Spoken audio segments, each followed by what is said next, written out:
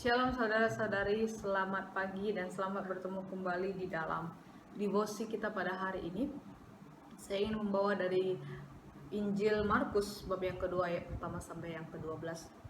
Ini hal yang sudah kerap kita dengarkan di mana 4 orang yang membawa seorang lumpuh dan diturunkan dari atap rumah. Tapi saya ingin menggarisbawahi satu hal saudara-saudari.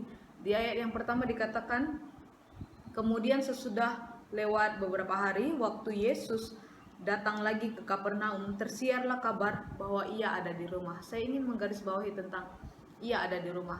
Saudara-saudari, apakah mujizat hanya kita melihat ada di gereja, ataupun mujizat hanya kita melihat ada di dalam KKR ataupun stadium mana-mana kita pergi baru kita melihat mujizat? Namun di ayat ini dikatakan ia ada di rumah.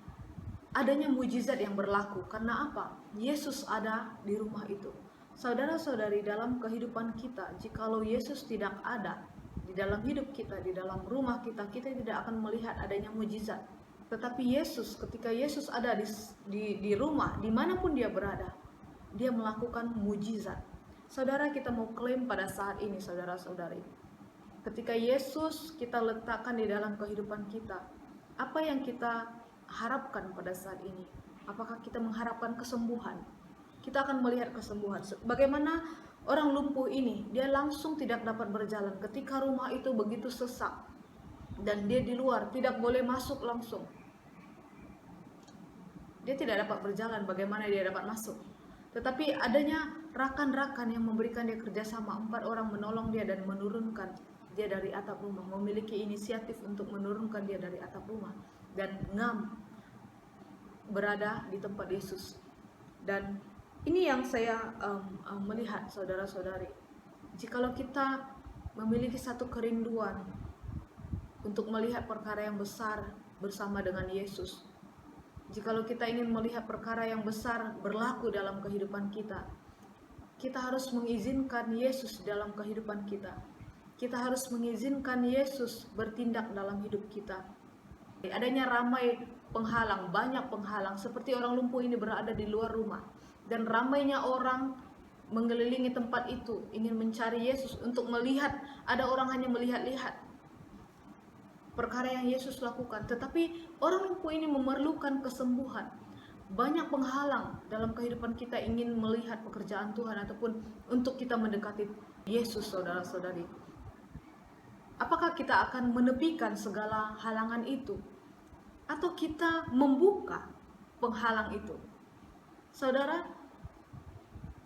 orang lumpuh ini dan 4 orang kawan dia, saya boleh katakan kawan dia, ketika tidak ada jalan, dia coba untuk melakukan sesuatu. Dia membuka penghalang-penghalang untuk ia mendapatkan satu kesembuhan dalam kehidupannya. Tapi apa penghalang yang mungkin membuat kita tidak menerima ataupun kita tidak melihat mujizat dalam kehidupan kita? Kita tidak melihat mujizat kesembuhan, kita tidak melihat mujizat dalam ekonomi, bahkan semakin merosot lagi keekonomian kita, ataupun kita tidak melihat apa-apa dalam kehidupan kita. Apakah kita sudah mencari Yesus? Apakah kita sudah mengizinkan Yesus dalam kehidupan kita, saudara-saudari? Ini hal yang perlu kita soalkan kembali. Apakah kita sudah mengizinkan Yesus berkarya dalam hidup kita?